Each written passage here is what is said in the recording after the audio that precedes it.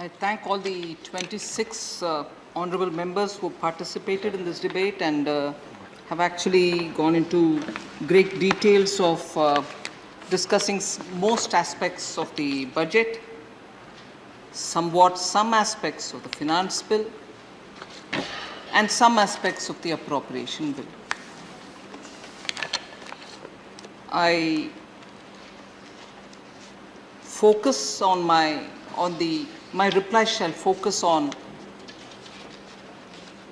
observations made on the finance bill and observations also made on the appropriation and less on the budget, because on the budget I think we've had one round already. So I shall not spend too much time responding to observations made on the budget. So this finance bill has been presented at a time when the revival from the pandemic days is still an ongoing job, and we are focusing on a sustained growth, recovery with a predictable taxation regime, and ensuring that the newer challenges which are before us, whether at the time of the budget presentation I hadn't taken on board the Omicron, and now we are also facing the situation of a full-blown war in Ukraine, which is not some war in some corner of the world, but it is seemed to be having impact on all countries like the way the pandemic had. But this impact is disruption to very many supplies. The value chains are all broken. Newer markets are emerging. At the same time, old markets are all caught up in a situation where nothing is normal. So you're actually in a situation where, like the way during the pandemic we came up with a budget and then came the second wave, this time we came up with a budget so that continuity in recovery will be aimed at, and then came Omicron. Now we also have a war whose impact is being felt by all of us. However, if we just go back to the realities which hold good for the budget of last year and the budget of this year, and therefore reflection in the finance bill, is that we've not taken taxation as a route for mobilizing resources. I said this in the Lok Sabha. I was pleasantly surprised to hear very many members here also referring to my response there, but that response is a well thought out response, a response which is a true response, fact-based response, in that in the last year we did not fall back on any increase in tax in the name of COVID tax or in the name of any other element of tax to have the resource mobilized for the sake of meeting the challenges of recovery. So did we in this budget as well. So I want to highlight that fact, that the clear understanding and direction by the Honorable Prime Minister was the budget shall not draw on resources by taxing people at this time when recovery is the most important element, and that we should find resources and fully continue with the predictable recovery that we were aiming at, and sustained recovery for growth was the point which was underlined. And in that context, therefore, I repeat what I said in the Lok Sabha, that the OECD report has clearly shown that about 32 countries had increased various tax rates during the pandemic.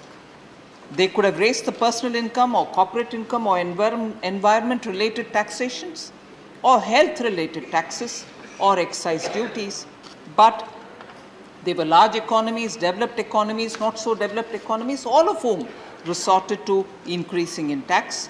We did not, in spite of all the speculation which was going on. in the media as well. So no tax was increased for our the recovery process to be funded or aimed.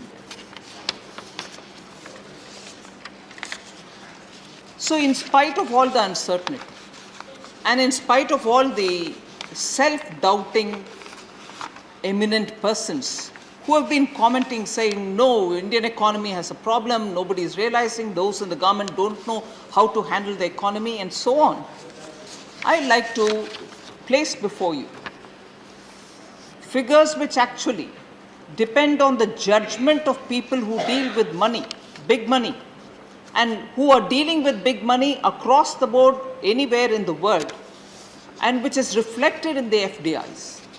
The FDI inflow into India, sir, in FY21 was $81.72 billion, US dollars. In FY20, it was $74.39 billion.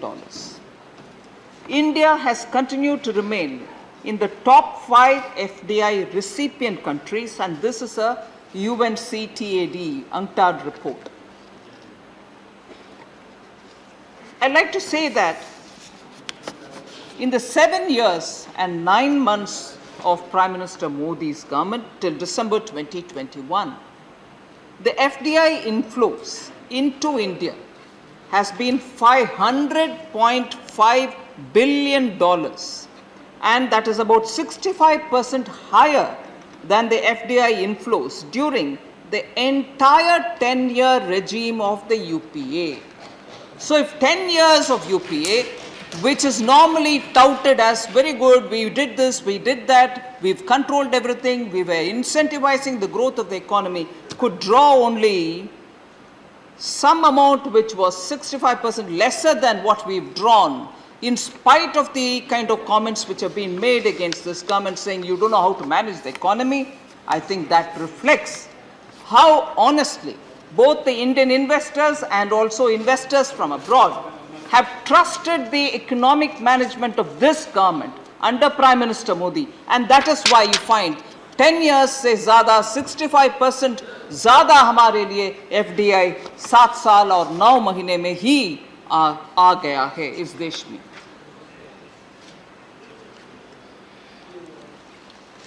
So I now go responding to the observations made by eminent speakers, most members of the House, so that it covers at a go the issues raised by individuals, but at the same time answer those issues which have been raised by that member, but also equally by others.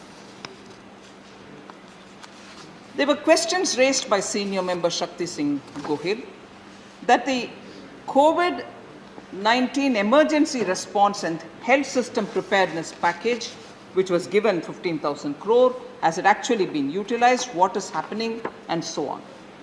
So the Union Cabinet on 22nd April 2020 itself approved significant investments in the health sector. 15,000 crores were allotted. The funds which were sanctioned were to be utilized in 3 phases, and for immediate COVID emergency response mechanisms, particularly for that 7,774 crores were provisioned, and the rest for medium-term support, which is about 1 to 4 years programs which will be taken up, and all of them taken up in mission mode approach. So we have attended through from 2020 itself for funding emergency response mechanisms and infrastructure which is so required for that.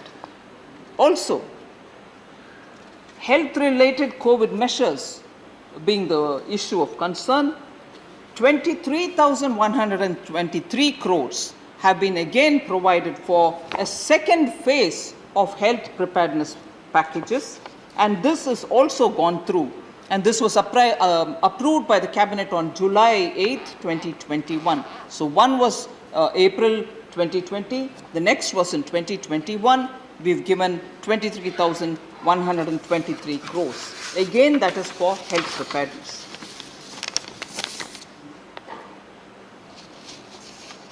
So, Pradhan Mantri Garib Kalyan Yojana, through which insurance schemes for health workers was launched, increased investment again for public health had been spent, setting up of infectious disease hospitals at the block level. I remember some honorable members referring, saying it's all right, you have AIIMS like facilities, but does that go down to the block level? It was specifically aimed at setting up infectious disease hospitals at the block levels, integrated public health labs and so on. 900 crores have been provided to Department of Biotechnology for research and development purely for COVID vaccine. And then 1.1 lakh crore loan guarantee scheme for COVID affected sectors has also been given, of which 50,000 crores was purely for the health sector. So each budget since after the pandemic lockdown was announced has been focusing on building health infrastructure abilities and the actual grounding of health infrastructure. Budget 2021, the outlay for health and well-being was 2,23,846 crores for the year 21-22, which is now coming to an end, and this year's 94,452 crores have been given, with an increase of 137%. So there has been continuously, and there's allocation for Mission Poshan, which is meant for nutrition, and also Swasth Bharat Yojana, which gets 64,180 crores over a period of 6 years. So specifically issues related to health emergency response system, health emergency infrastructure, the allocations have been steady from 2020 and substantial in order that health infrastructure get strengthened. So I'm looking around only to make sure the issues raised by the members and those members are present here because somewhat some of the members are not here, but the issues raised by them are important. There is a kind of a practice which I've got used to in the Lok Sabha where the speaker has, of course that shouldn't matter here, but I would just say it, saying if the member who raised the issue is not here, you don't need to respond to them. But I would still think, because for the benefit of the House here, even if the member is absent, I would want to respond to it because the issues raised have been very important. Sir, Member Amar Patnaik had raised, based on his, I think, vast experience in dealing with accounts and also being very familiar with public accounts and so on, has raised very critical questions about cesses and surcharges. Cess and surcharge having become very much more significant, his concern was, has it led to a situation where the state's share in the devolution has come down? I would seek your indulgence, sir, in that I would go through a bit of an elaborate explaining it in 3 different silos, because it's a very important aspect of the debate, and I think all of us, every member would want to know about it, and I would rather put this up front so that people know the arguments which every now and then, even during the question hour or otherwise, all of us give as response. It may sound, many people, without the narration here, it looks as if we are just saying, no, we have not. But actually, I'll put before this august House the facts which govern. So, as per Article 271 of the Indian Constitution, all taxes and duties, except surcharges and cesses levied for, after all, they are levied for specific purposes, shall be distributed to the Union and between the Union and the states. That is well laid out. The percentage of share for the states in the net proceeds is recommended by the Finance Commission, and then it is accepted by the Government of India from time to time. Sir, and also further, as per Article 279 of the Indian Constitution, the net proceeds of shareable central taxes shall be certified by the Controller and Auditor General. So it's not as if I can determine something and say this is the net proceeds. It is certified by the CAG for any particular year. Accordingly, the CAG of India certifies the total shareable pool of taxes every year. He certifies it, so it's not a random subjective number. And then the Government of India devolves that amount, that certified amount, to the states. So this is well established, and there is no way any individual or any government can tinker with that process. That is established.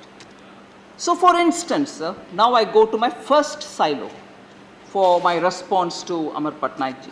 For instance, the share of the states in devolution in central taxes was projected as under for this budget. In the BE 21-22, meaning for the year which is ending in another 1 or 2 days, when it was presented in the budget, the BE said 6.66 lakh crores is the share of states in devolution. That's a BE. RE 2021-22 for this year, RE, which is the year which is in running, in the next 2 days it's going to get concluded. It is 7.45 lakh crores. Honorable members will be pleased to know, I'm glad Amar Patnaik ji is here, so all the more reason why I have to respond. Honorable members will be pleased to know that what I have devolved this year in the place of 7.45 lakh crores, which is my RE. My BE was 6.66 lakh crores. What I've actually devolved is 8.35 lakh crores as on date. So, not just the BE, not just the RE which is higher than the BE, but actually much more than that, and this is a 1.69 lakh crores more than the BE. So 90,000 crores over the RE.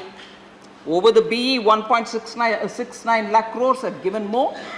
Over the RE, which itself is an elevated RE, 90,000 crores has been given in excess of what I put in the RE figures. How did this come about?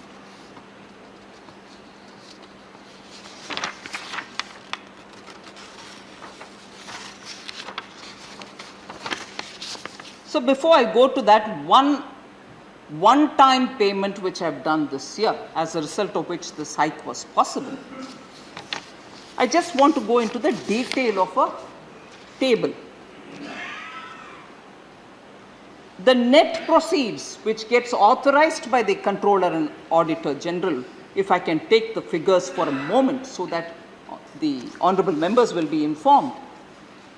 The net proceeds is arrived at from the gross tax revenue, which includes the cesses and surcharges and everything else, the gross tax revenue, then remove from it the cesses and surcharge, then remove from it the cost of collection, and then you arrive at the net proceeds. I'm sure Amar Patnaik ji is here, he can say if I'm going on the right track. So you arrive at the net proceeds, and that net proceeds is what is authorized by the CAG, and based on which, given the formula by the Finance Commission, the amount gets distributed to the states. I'll just read the numbers, sir, so that between 2019-20, 2021 and 21-22, we know the flow of how things are. The state's share, I'll directly come to that and go back to giving backward linkage. The fear that states are getting lesser, I just want to address that straight away. State share, sir, in 2019-20, I'm talking of the actual share which went to the states, was 6,83,353 crores. 1920 actual. 2021 actual. 6,15,841. 21-22. Budget estimate 6,65,563. Over the 1920 figure, 2021 figure, 2021-22 is 6,65,563. 21-22, the same year, for which the BE was 6,65,563, the revised estimate shows you 7,20,557, which is the revised estimate for this year, which has 2 more days to go. So, the RE actually is shown as 835 only because I have a long overdue amount which has been lying from 2014-15, which was constantly being discussed with the CAG, which had to be paid to the states, and states had to give some amount to us. All this reconciliation has been going on from 2014-15. I take that up now, so that we know why the actual, not just because of the net payable due, net proceeds are higher on their own, but there is also this one-time payment which I have made this year.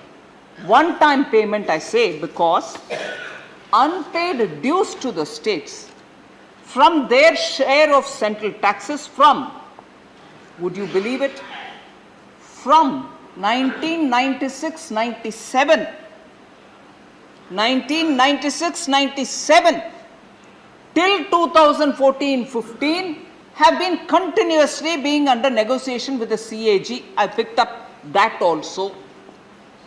We have been talking with the CAG, discussions were held. So the unpaid dues which the states need to get and the dues which the states had to give to the center were all worked out clearly, reconciled. Net 43,000 crores had to be given to, devolved to the states. So there was some amount which the states owed to the center, some amount which the center owed to the states, all this piling up from 1996-97 till 2014-15. Even that was taken up, negotiated, discussed with the CAG, and the CAG, after reconciling these two dues from here, both have been reconciled.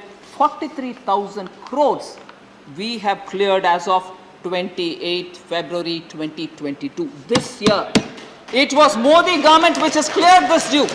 Since 1996-97 till 2014-15, the CAG...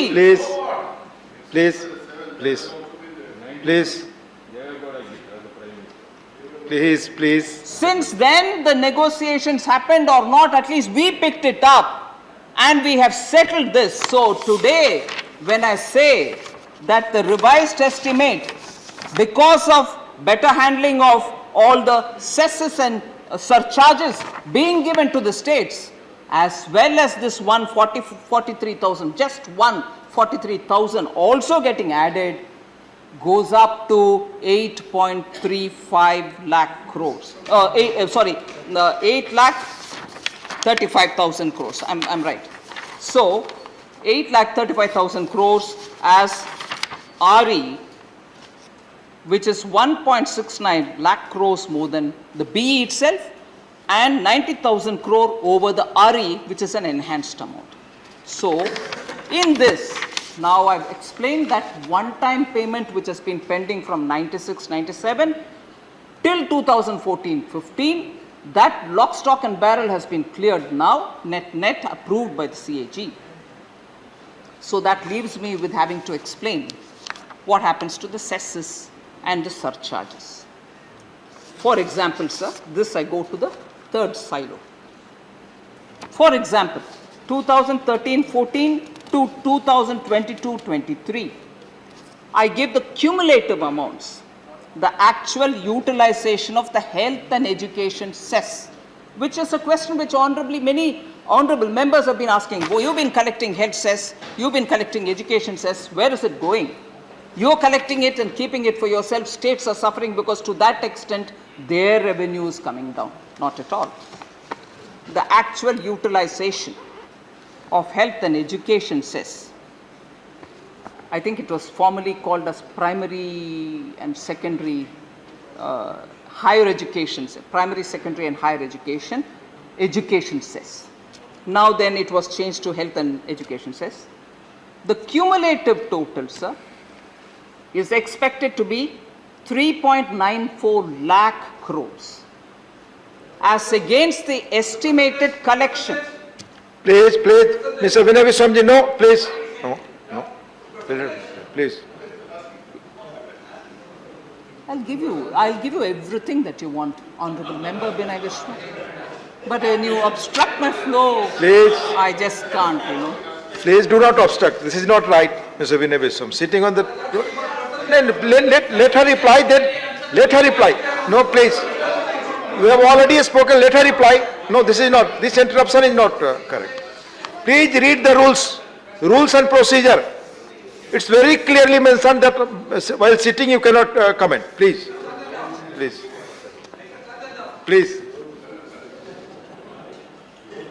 Sir, sorry for repeating. From 2013-14 to 22-23, which is including the forthcoming year from 1st April onwards, the actual utilization of health and education cess is expected to be 3.94 lakh crores as against an estimated collection of 3.77 lakh crores. Collection is only 3.77 lakh crores estimate, whereas its actual utilization is going to be 3.94. This cess is primarily funding centrally sponsored schemes which happen in the states, wherein the funds are being transferred to state governments. So the health and education cess, much higher than what is being collected, is going to the states till 22-23. So on the health and education cess, जितना भी आशंका है, doubts है किसी का मन में भी, प्लीज उसको दूर करें. कलेक्शन इज 3.77 लाख करोड़, मगर उसमें उठाने वाले खर्च 3.94 लाख करोड़, मतलब केंद्र सरकार उसमें जोड़ करके दे रही है. कलेक्शन को लेकर के बैठ नहीं रही है बिना खर्च भी उठा रहे हैं, उसमें हमारे पैसा भी जोड़ रहे हैं. इसीलिए सेस का विषय में जब भी उठाते हैं प्रश्न, केंद्र सरकार उस सेस को कमा रही है, वो कमाई हमारे साथ शेयर नहीं कर रही है, बिल्कुल नहीं. सेंट्रली स्पॉन्सर्ड स्कीम के द्वारा हर पैसा उधर जाता है, उससे ज्यादा भी जाता है. सो उसमें स्पष्टता रहे. सर, सेकंड, दूसरा सेस का उदाहरण, क्योंकि बार बार उसके ऊपर भी डाउट्स आते हैं लोगों के मन में. अरे कॉम्पनसेशन का सेस इतना कलेक्ट करते हैं, स्टेट्स को नहीं देते हैं, स्टेट्स को इतना बकाया है. स्टेट्स का बकाया हम तय नहीं करते, जीएसटी काउंसिल तय करता है कितना अभी देना, बाकी कब देना है. वो जुलाई 22 से जो सेस का बढ़ाया काल समय बढ़ाया 26 जनवरी तक, मार्च तक, वो पैसा भी कॉम्पनसेशन सेस से कलेक्शन उसका तय करने वाले, मतलब वो कॉम्पनसेशन सेस का तय करने वाले जीएसटी काउंसिल, फिर भी उसका भी आंकड़ा में दे देती हूं. GST compensation cess total utilisation from 2017-18, जब से जीएसटी लागू है तब से टोटल यूटिलाइजेशन अप टू 22-23, मतलब अप्रैल 1 से जो साल आने वाले हैं उसको भी जोड़ करके मैं डिटेल्स दे रही हूं, is expected to be 6.01 lakh crore. मगर उसमें कलेक्शन कितना है जी? 5.63 लाख करोड़।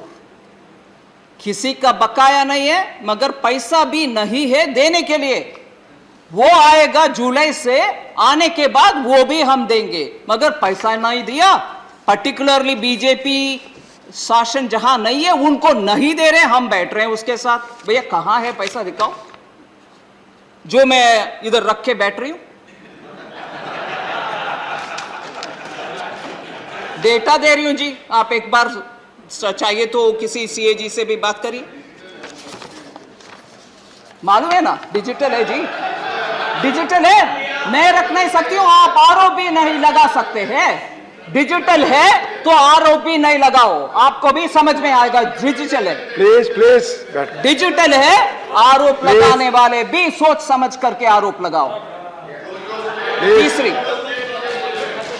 थर्ड सर, आपकी कोई बात रिकॉर्ड पे नहीं जा रही है जो रनिंग कमेंट्री का भी जवाब दे पाएंगे आज रनिंग कमेंट्री को भी देऊंगी जी जवाब।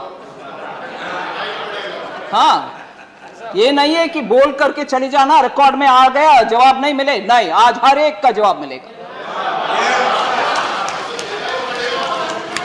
प्लीज रनिंग कमेंट्री को देना ही नहीं पड़ता सर।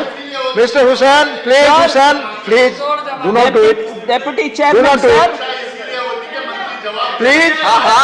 ये आप तय नहीं करेंगे। प्लीज बैठ जाइए, प्लीज बैठिए, प्लीज बैठिए।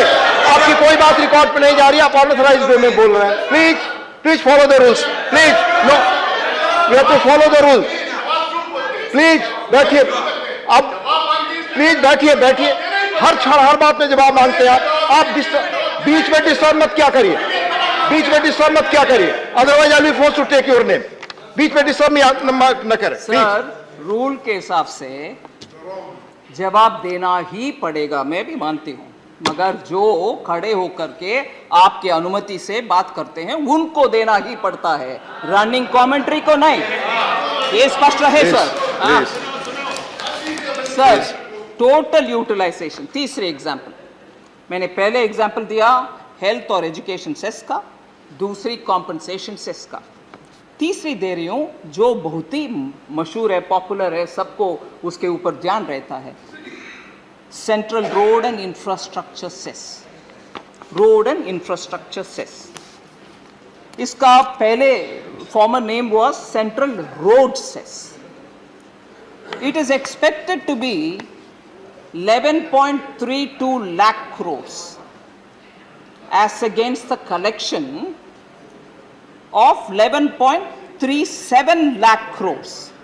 मतलब from 2010-11 to 22-23, from when the cess has been imposed, 2010-11 to 22-23 आने वाले साल को भी इंक्लूड करते हुए 11.37 lakh crores से कलेक्शन, और it is expected to utilise 11.32 lakh crores.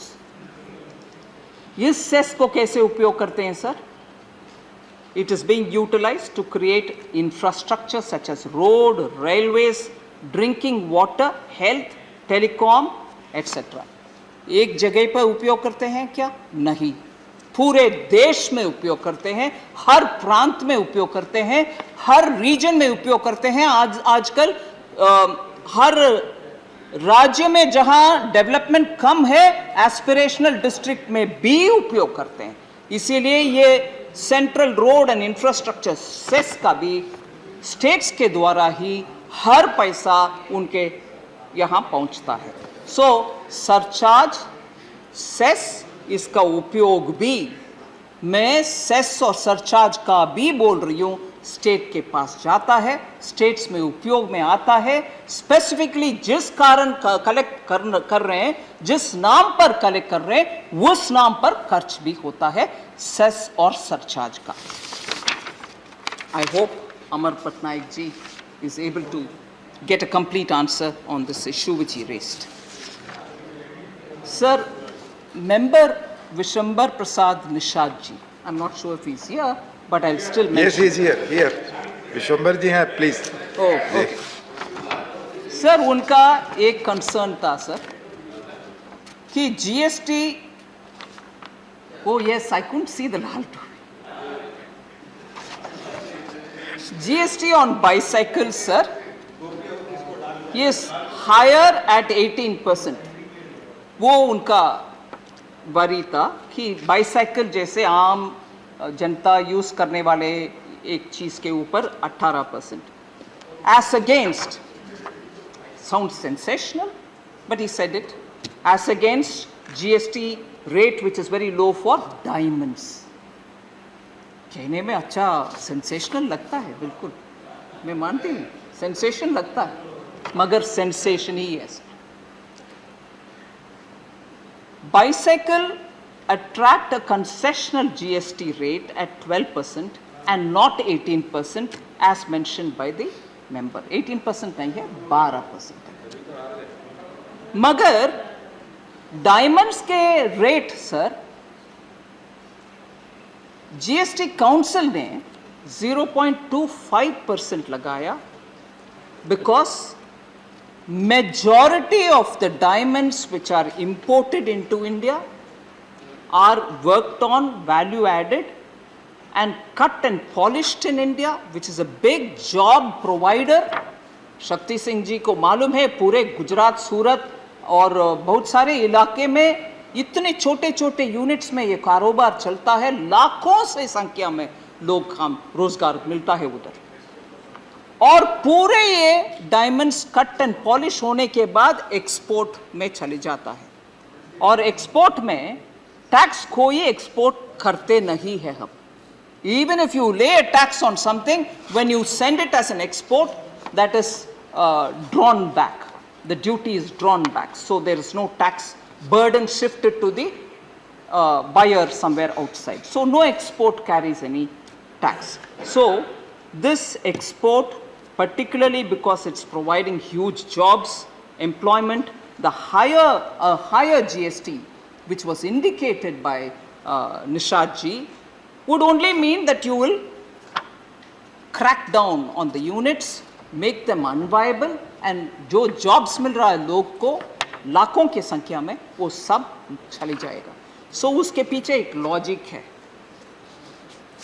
Sir, I can't see Sukhendu Shekhar Roy ji, but Nadimul Haq ji is here, so I'm sure he'll take that response to him.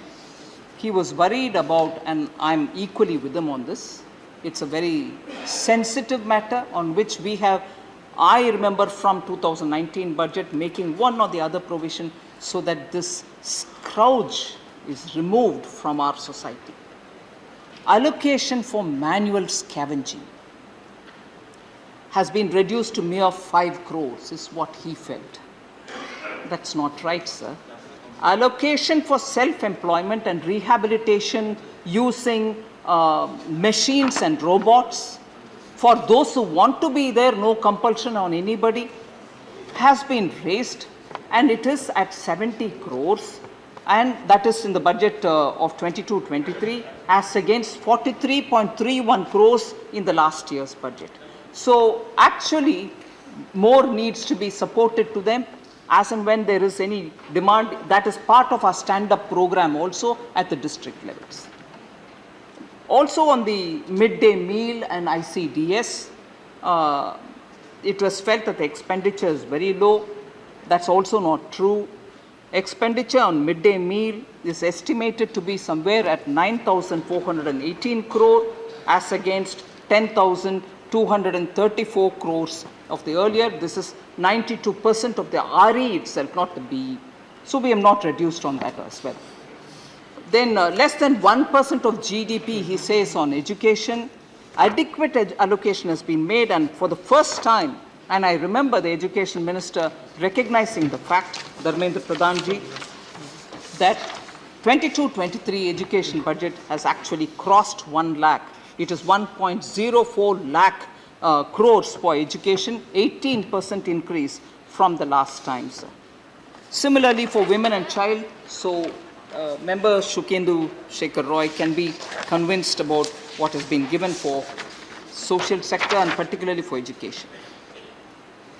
So Member Vijay Sai Reddy Garu had spoken about GST on insurance products.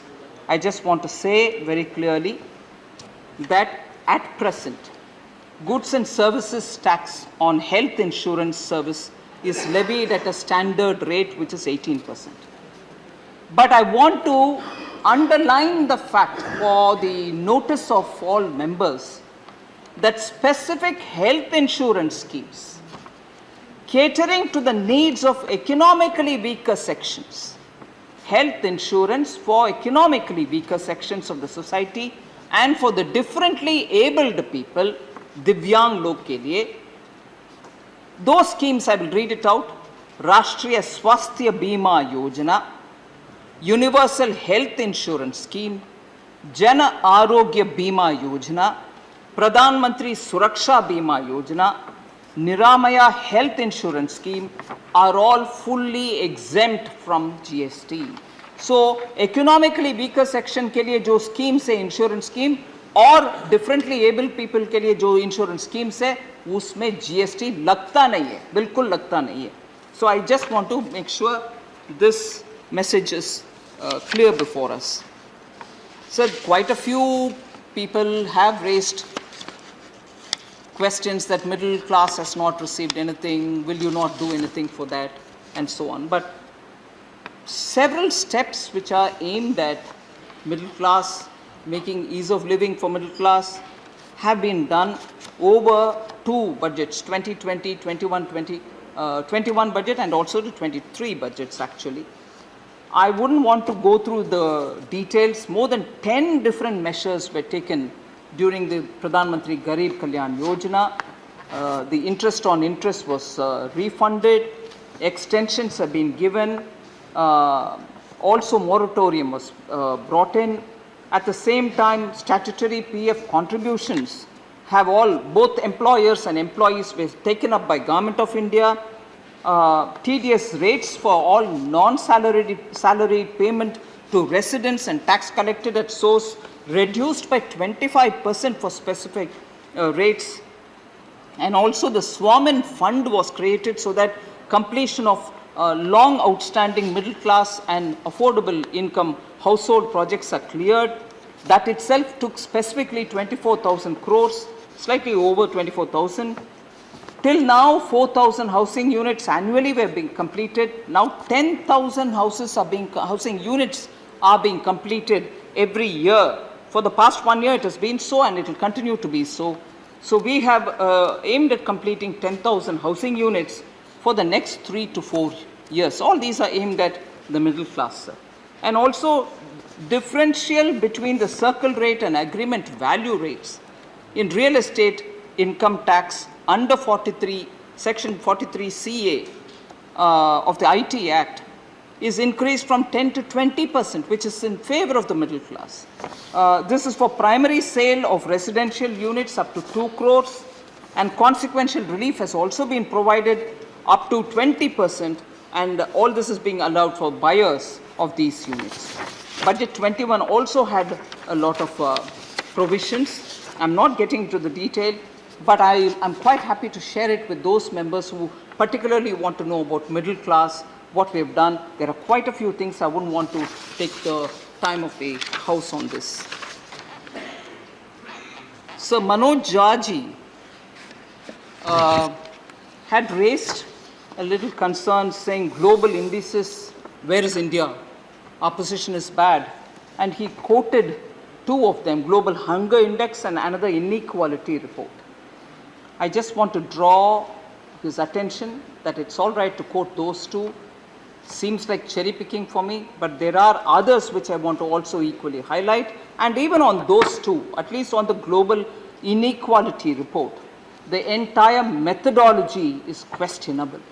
Because when he talks about the report talks about asset liability data being used when it is the question of the wealth of the rich, whereas when you're talking of the poor and you want to compare their level of well-being, just the liability is being taken and bank account and other things are just being looked at only for cursory sake. So the matrix is not the same. So to take a flawed inequality report and to talk about India's position based on that is not acceptable. Whereas ease of doing, World Bank report, we were in 142, now we are on 63. Access to electricity, we were on 99, today we are on 26. Global competitiveness report, World Economic Forum, we were on 71, now we are on 43. Global Innovation Index, we were on 76, now we are on 46. And all this I'm talking about 2014. Logistic Performance Index, we were on 54, today we are on 44. So I would humbly submit to our member, Manoj Jha, that please, yes, we have to benchmark ourselves with global standards, but take everything on board, not just one which is suitable for our narrative. Social sector budget is another issue on which Manoj Jha has spoken.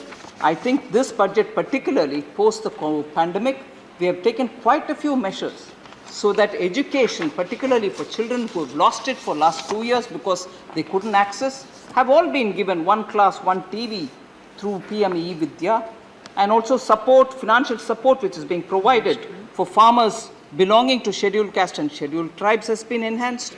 Har Ghar Nal Se Jal, 8.7 crores, 8.7 crores is the current coverage. Of this, 5.5 crore households were provided tap water in the last 2 years itself. I mentioned this in the budget. 60,000 crore allocation has been made, and that is with an aim of covering 3.8 crore households in this year 22-23. So like this, there are several, even PM Awas Yojana. 80 lakh houses will be completed for the identified eligible beneficiaries, for which 48,000 crores is already allocated. So I just want to highlight that the social sector has not been forgotten.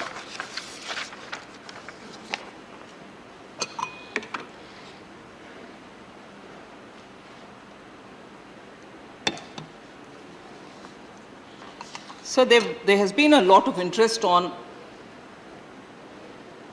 virtual digital assets. Several members spoke about it.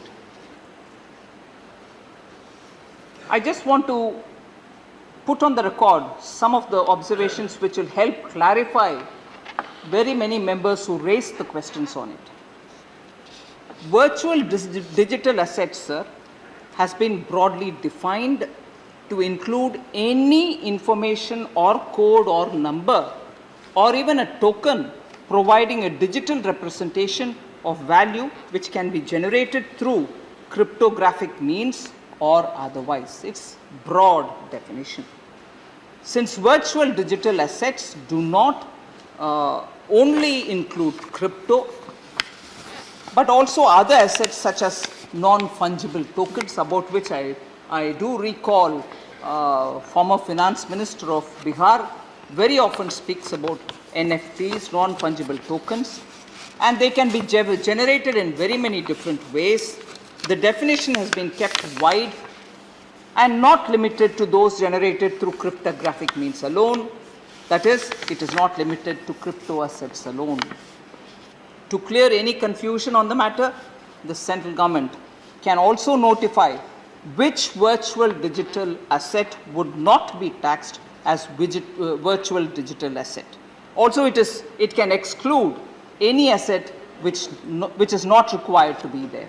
So it's very clearly taking it in a very calibrated fashion. So to track the VDA transactions, TDS of 1% has been introduced, and further through the finance bill, power is sought to be delegated to CBDT to issue guidelines from time to time so that for removal of any difficulty in implementing the TDS provisions.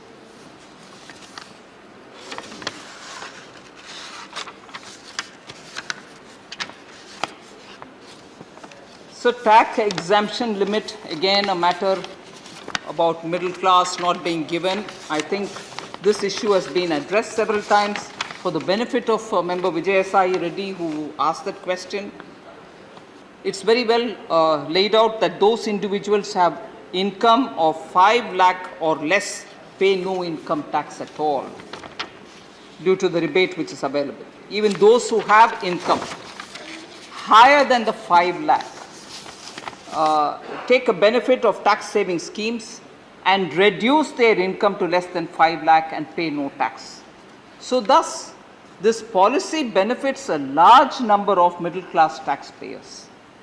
Further, I also want to say that the individuals who do not want to take benefit of tax saving schemes, exemptions of any sort, have an option which we've given in 2020 for a new concessional parallel scheme which has reduced tax rate than the old regime in which exemptions are provided. So for reduced tax rates, one can always move to this area. So also this question was raised about section 147, wherein reason to believe is the expression on which there was a lot of question raised. Reason to believe has been removed, and by this, what have you achieved is a question which some members raised. I just want to clarify on that. Reason to believe has been removed as it was leading to a lot of litigations. It has been a conscious effort, sir, to reduce litigation. However, this omission does not mean that there are no checks or on the assessing officer, power to reopen the assessments and so on. So, omitting this phrase last year, we enacted a new procedure which provides an opportunity to taxpayer to explain how he has correctly filed his tax return. So now this is more stringent and this is far more clearer, so the possibility of litigation is far lesser now.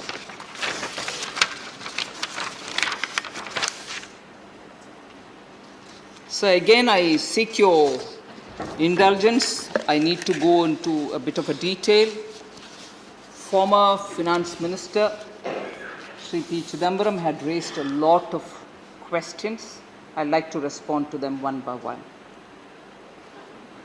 Sir, he had raised this question on the capital expenditure which was mentioned in the budget.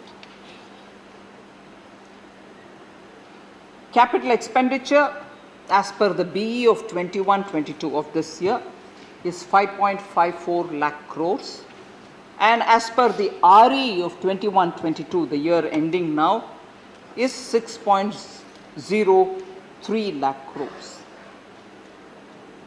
The budget transparently actually discloses that the RE 21-22 estimates include that capital infusion which is made into Air India Asset Holding Company and loans to Air India for settlement of the past guaranteed and sundry liabilities not backed by assets, those liabilities which are not backed by assets amounting to 51,917 crores. This was mentioned in the budget, and we have been absolutely upfront and transparent in saying, asterisk, footnotes, this 51,917 goes to Air India Asset Holding Company, which the former Finance Minister recognizes that I put it in the footnote, but questions as to how that become a capital expenditure, how that can be treated as capital expenditure. I'll address that, sir. But before that, as regards, therefore, the capital expenditure target which was set in the 21-22, the current year's budget estimate, sir, you have not reached the capital expenditure target. You've put this into that account, but you have not reached the target. I would like to say, sir, if I exclude this 51,917 crore, I've actually reached 5.51 lakh crores of my BE capital expenditure. I have actually reached, of the 5.54 lakh crores, I've reached 5.51 lakh crores target that is fixed, just marginally short. But then, the treatment of this 51,917 being questioned by the former Finance Minister is what I want to answer now. Sir, accounting principle treats loans to any CPSE or loans to states are all treated as capital expenditure. This is an accounting principle. I have not brought into it. I'm sure he would know it. It just slipped his mind. So, loans and equities to CPSEs as capital expenditure is not uncommon. For instance, and this is important, for instance, in 2011-12, Government of India made equity infusion into this very same Air India. 2011-12, Government of India made equity infusion into Air India of 1,200 crores in the RE of 2012-13 and again in BE of 13 and 14 as well. And in BE of 2013-14, again to the Air India, equity support of 6,000 crores and 5,000 crores respectively were given. वो capital expenditure था sir, तब भी वो capital expenditure है, अब भी वो capital expenditure है.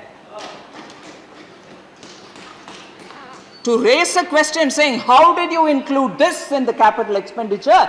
By including it, you thought you actually not reached it, you have not met the target, but because you have not met the target, you wanted to add this, which is not to be included, was his argument. But I'm sorry, when you gave it in 11 and 12 to this very same Air India, it was capital expenditure, and I say that. And I'm saying that even now what I've given at 51,917 crore is capital expenditure. At least I've said it openly and put it in the footnote also saying I've done this. So, often these supports were provided to CPSEs, central government's public service sector undertakings, to clear their liabilities. Honorable members may be informed, but I would like to take this opportunity to say, yes, capital expenditure, the treatment as per the accounting principle is that this is capital expenditure. But it also accepts that some of these amounts, not entirely everything, but some of these amounts could be used for clearing the liabilities, including employee cost and VRS and so on, then and now. Then it was utilized for that purpose somewhat, and now it may be utilized somewhat for that purpose. So even medical benefits are also used. But when it is given to a CPSE or when it is given to a state government as loan, it is under the category of capital expenditure. So I want to make that very, very clear, sir. So the same principle holds for the second issue which Honorable former Finance Minister raised, saying you're giving 1 lakh crore to the states for them to spend on capital expenditure. They'll have to be running from pillar to post to raise this loan. I'm not exactly using the words, but he said somewhat something like this. No. Center is giving it to the states, interest free, 50 years, saying you please use it for capital expenditure. So, through that we expect that assets will be created. So, to be clear, accountancy principle, economic principle and real terms, this is capital expenditure. Former Finance Minister, I would like to say it, he is not here, but I'm sure the message will reach him. So, Please. 1 lakh crore provided to the states is being provided for states to spend on creating assets. It is interest free. Anilji, please sit down. Please, It is Anilji, interest please. free. Please, you continue. Please, you continue, please. You continue. All right. If No, you no, please, allow, you continue. Please, Anilji. Please, Anilji. I'm not allowing you. I'm not allowing you, please. Please sit down. Please sit. Please sit. Please sit. You continue. thank you. I'll, Sir, the thing I'll will go on sit and record listen, sir. only I yield. Ministers will, no, please you continue. No, please you continue. Please, Manya Mantri ji,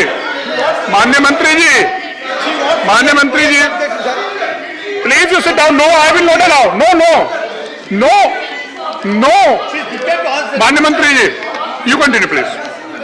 Sir, No. this money given to the states, sir, After, no, please. Please sit down. You continue please. You continue please. मंत्री जी की speech केवल record में जाएगी, nothing will go on record. That we know, sir, that this we money which is being I given will to allow. the states, we know that. No, I will try to. He Please, wanted to raise a question. you are a senior member. Please sit down. Please sit down. I am not allowing you. Please. given to the states for No, 50 please years, sit down. Please sit down. If you are and Please, this no, I will not ensure allow right now. a geographical After that, I will. Let her complete. No, please. I will call your name. No, please. Please sit down. Please sit down. Please. I'm sitting Let- down because you are standing. Let Mantri ji complete her speech. Then I will. I can allow. Please, you continue. Why are you trying to become your You continue. Sir, the states, when they get this money for 50 years interest-free, they can spend it for their capital expenditure and create assets, and this is being given so that capital asset creation, capital expenditure, which is so required for the environment which is so, prevailing now, where recovery is important. We have given this so that every state gets an opportunity to participate in this infrastructure building through which states can add to the momentum of recovery. So then, former finance minister also moved to talk about GDP growth rate and also the inflation. He raised an issue which he did raise, if I remember correct, even when he spoke after the budget presentation, sir, when the discussion on the budget was happening this year. He had raised this issue then, and I have answered it then, but he's raised it again, and I wish to answer it again. Budget documents shown nominal growth rate at 11.1%, he recalled. And the CA in his interview had said something that the real growth rate would be 8% for 22-23. The chief economic advisor, yes, is part of the ministry, but his report and his assessments are normally his own. The ministry keeps that report at an arm's distance, is something which all of us know, and I'm sure the party from where he comes, and he's been finance minister, he would appreciate that point. He had raised this question, therefore, that does this mean the inflation for the next financial year is going to be only 3.1%? Now, I want to address this, sir. The government is conscious of the need to balance the imperatives of growth and also make sure India's recovery post the COVID is sustained and sustainable. And the budget reflects this commitment and outlays the way forward. But the balance that I'm talking about is, whilst giving the emphasis for growth, we are also conscious of the inflation. Now, economic survey reflects an independent assessment, as I said, of the state of the economy and also the projections for the economy. The budget of 22-23, which I presented, and with today, I suppose somewhere we'll leave the closure, we'll come to the closure of discussion on it.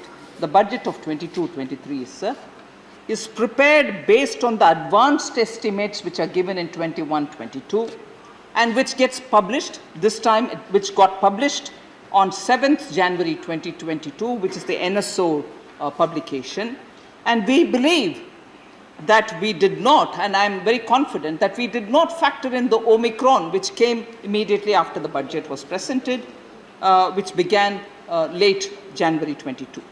Therefore, the GDP growth estimates for the next year are conservative. And I just want to highlight, Ukraine is a new factor, no doubt. Honorable Finance Minister, former Finance Minister raised that issue also. The hike, unprecedented hike in the fuel prices is also a new challenge. However, I just want to submit before the honorable members that we take a whole year's picture when we make the budget, or whole year's picture is before us when we talk of the economy, rather than reviewing it and reassessing it on a weekly basis or even on a monthly basis. So I want to highlight that fact and also say, insofar as the inflation issue is concerned, the WPI indices is the deflator. In the deflator has been very high in the current year compared to the CPI indices. CPI as in Consumer Price Index indices. We are hopeful that the WPI indices will shrink going forward, and the deflator over the real economic growth will be lower in the next financial year. But I would want to humbly recall, and I'm not sure if Member Narendra Jadhav is here, post the submission of the budget, and at that time when the House discussed the budget, I remember the intervention Sri Narendra Jadhav ji, Honorable Member, made about what exactly is this deflator. It's not the CPI, it's not the WPI. Then what exactly is it? It does have CPI, it does have WPI. So to reduce this whole debate to saying, are you then telling me that your inflation calculation is only at 3.1? It was a bit disappointing, coming as it did from the former finance minister.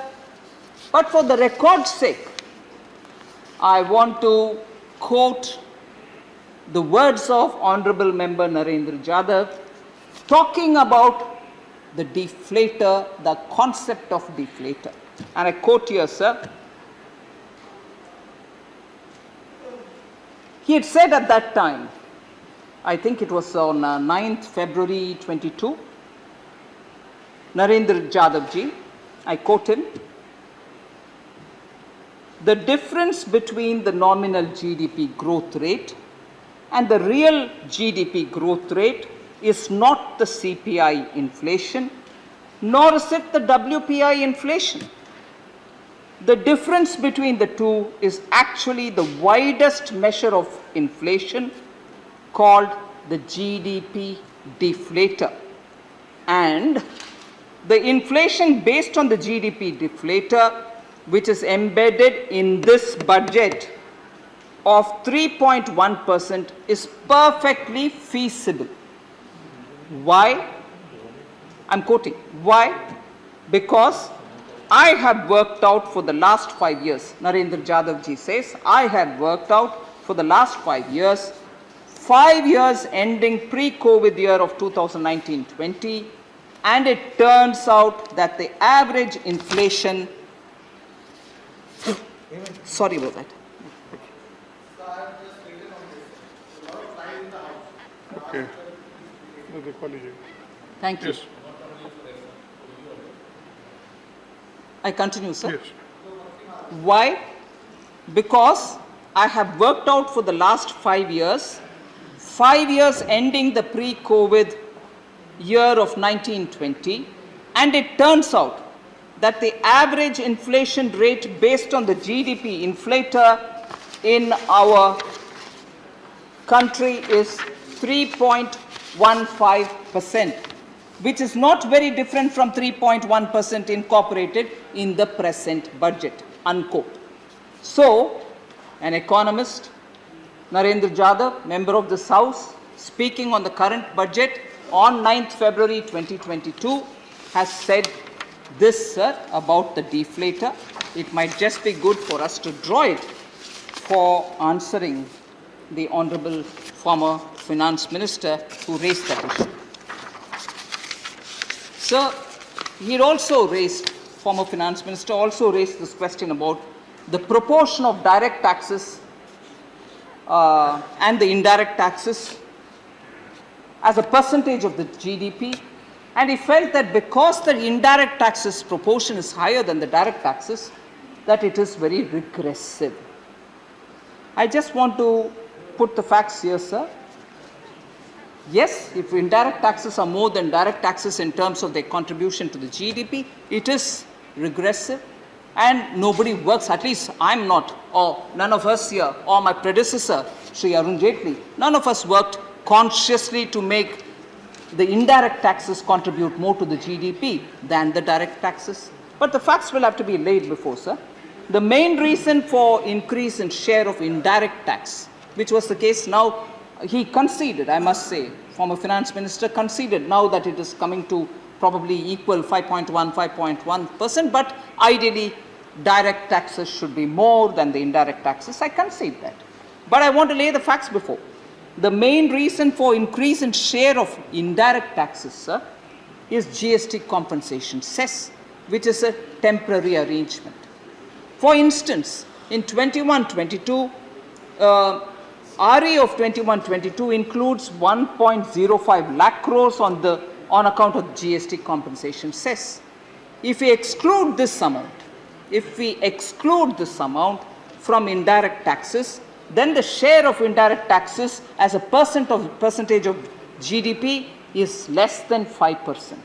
It will be at 4.97% compared to the 5.4% of the direct taxes. So direct taxes are higher. But of course, because of the compensation, which is a necessary step forward, we'll have to do it. Similarly, in BE 22-23, share of indirect taxes, sir, excluding the GST compensation, which is at 1.20 lakh crores, is estimated to be at 4.7% of GDP, which is lesser as compared to 5.5% of the direct taxes, which is for the forthcoming year from 1st April. So that point is well taken, sir. The one other point, which will be the last point on the, Flights, quite a big one. flights. No, because it's gone inside, sir. That gadget should be kept outside rather than keeping. Sir, there was a very, which I felt a bit odd, issue that former finance minister raised, saying faith in the private sector investors is being lost. Meaning he questioned, is it that the government has lost faith in the private investors? I just want to address that because it's a very important issue and our position can be explained. The pandemic created huge uncertainties, sir, that seriously impacted private sector investments. The government stepped in to fill the gap up and create environment necessary to revive and sustain investments from the private sector. And we believe that the government and the private sector are partners in ushering development in this economy. There is no us versus them when it comes to government versus private sector.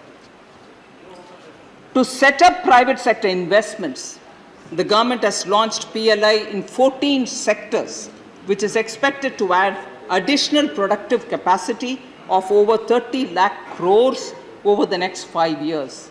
That is a way in which private sector is also being nudged to come into, spending their money in investments. And PM Gati Shakti, sir, is also one of the transformative approach, wherein about 7 different, if I may envision that as 7 different horses leading PM Gati Shakti of growth. It will pull forward the economy, leading to huge jobs and entrepreneurial skills of people, and that will itself be a great contribution from the private sector. And I had said in the budget speech that it will only help in crowding in private sector investments. Sir, I wouldn't take more time, but there are issues which former finance minister raised, and I need to address it, particularly on the finance bill. He had commented saying, in this finance bill, there are 125 clauses, out of which 84 pertains to Income Tax Act, and then you have moved 39 government amendments with I would think, a tinge of criticism, with an element of sarcasm. He said 125 clauses, of which 84 pertain to income tax, but you're bringing in 39 amendments over it. Can anyone understand? He couldn't understand, he said, but well, I'd like to explain it now and hopefully you'll be able to understand it better. Sir, amendments to various tax acts are regular feature of every finance bill. The amendments carried out taking into account the changes in trade and commerce, and you know for one, sir, that we have made a practice of tabling the budget and after that going around the country and talking with people in the intermission. And when the parliament resumes, we come back to deal with the reply and also the standing committees and the demand for grants which have been debated in the House for various departments and ministries. Then we take it up, and therefore at that stage, if we think we need to bring in amendments, we don't hesitate, and therefore this time 39 amendments. I just want to say, sir, these changes are not happening for the first time. Former finance minister would, I'm sure, remember that in Finance Act 2009, there were 117 sections, which is what he refers to as clauses, because when a bill is passed, the sections, clauses become sections. So we are talking about the same things. So where he said 125 clauses, out of which 84 pertain to income tax, you bringing 39 amendments, I just want to draw the example of Finance Act 2009. There were 117 sections, out of which 84 belong to direct taxation. Very comparable. In the Finance Acts of 2012, there were 156 sections minus 125, that was 156.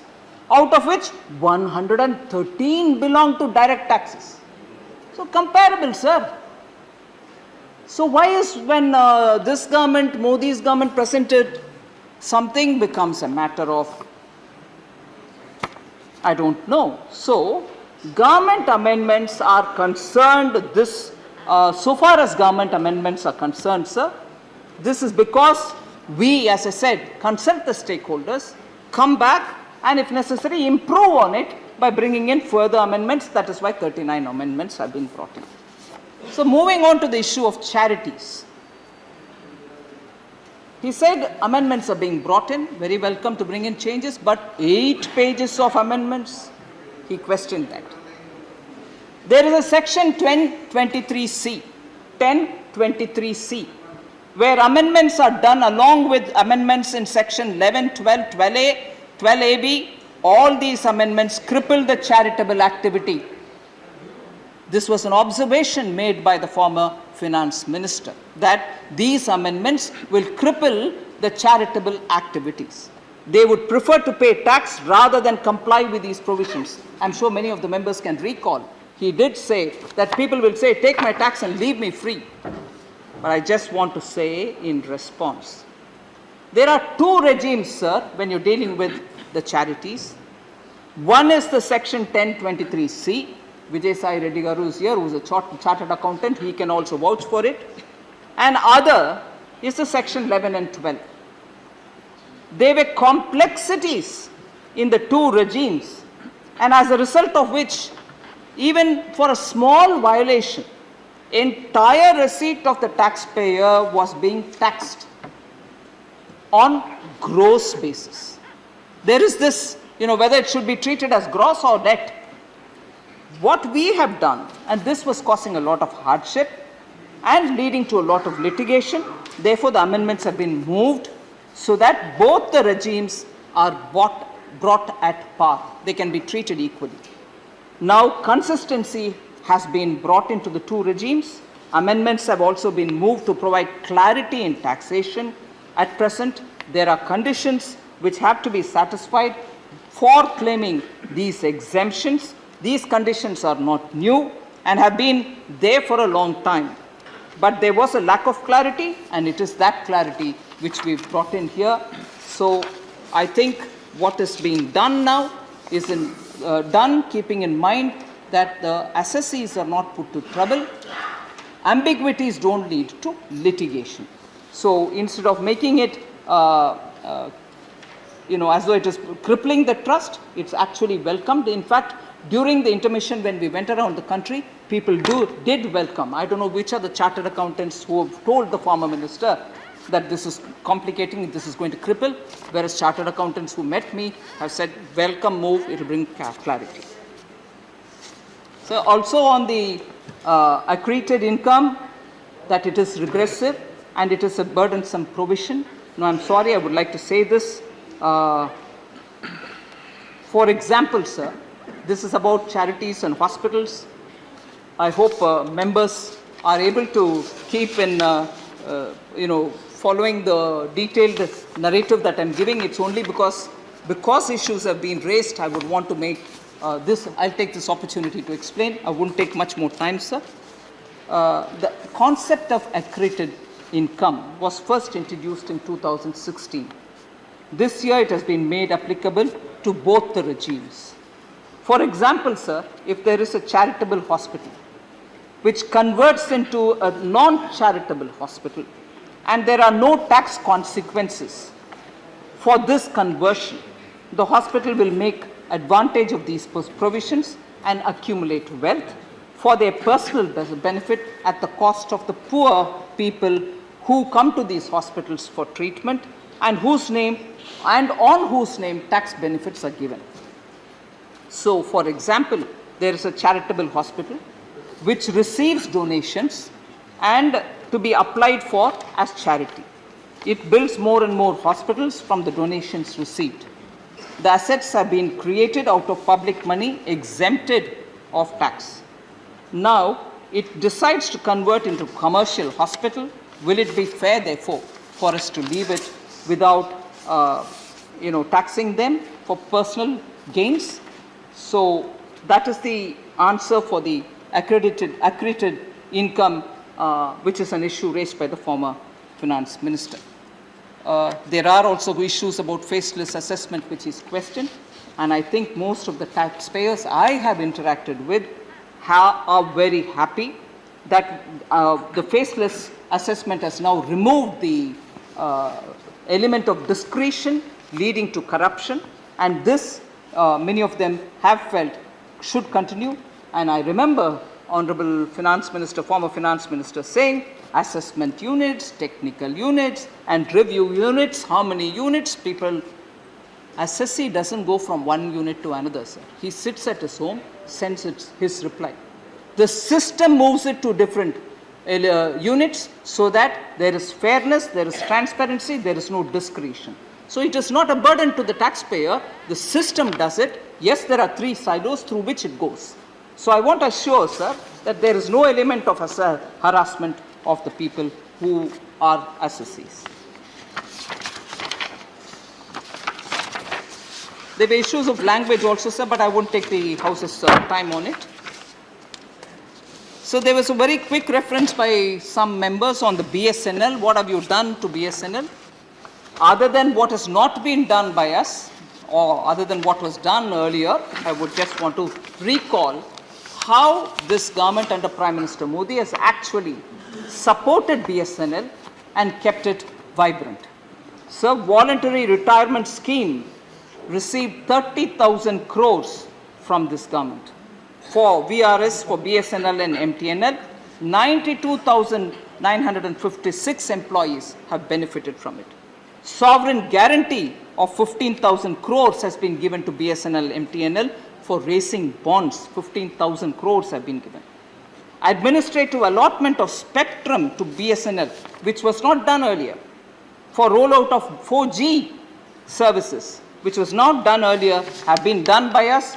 24,000 crores have been given by us for 5G services to be allotted on the same principle as 4G allotments. So quite a few non-core and core assets are also being reviewed for monetization. So BSNL is getting a treatment which it had not had, and as a result of which it had suffered. So I'm tempted to talk about the oil prices. The story has been said in this House earlier. Just one line will probably explain it. We are dealing with a situation which is arising out of the global war-like situation. The war has been raging for a long time. You have not raised it at that time. Now you're raising it. Absolutely untrue, sir. the disruption and a resultant increase in price of the global oil and also disruption to supply are all happening since a couple of weeks ago, and we are responding to it. Various steps have been taken by the government. But let me remind this House that taxpayers of today are paying for the subsidy which was dished out to the consumers more than a decade ago in the name of oil bonds, and they will continue to pay for the next 5 years as the redemption of the bonds continue till 2026. So that burden is also on us now for the benefits given apparently through the oil bonds raised 10 years ago. So I would like to put that on record. Allegations were made that even Atal Bihari Vajpayee ji had raised oil bonds. I just want to put the number in context. Atal Bihari Vajpayee ji's government had raised bonds. The bonds issued were for 9,000 crores, and they were one-time action rather than a continuous policy. Whereas there is a huge difference in the magnitude between 9,000 crores, which was one time, that had to be repaid on account of Vajpayee ji's government's oil bonds, and the more than 2 lakh crores, which was raised during the UPA's oil bonds, which is getting paid even now. So, funding oil at a higher cost has an honest way of doing it and a way in which you just book it on somebody else and some other government keeps paying for it. We have not done that, sir. So I want to just highlight that and the way in which inflation is being kept under control. There are data to prove how the pulse inflation was high, meaning dal wala, which was running to 100% above the points, and the way in which we are handling it. One last point, members not here, but I would like to say, आम आदमी party का budget देख लीजिए, उससे अब पता चलेगा कि कैसे अच्छा बजट बनाना. सर, जिस राज्य का, मैं किसी राज्य का कम दिखाती नहीं हूं, मगर सच बोलना है.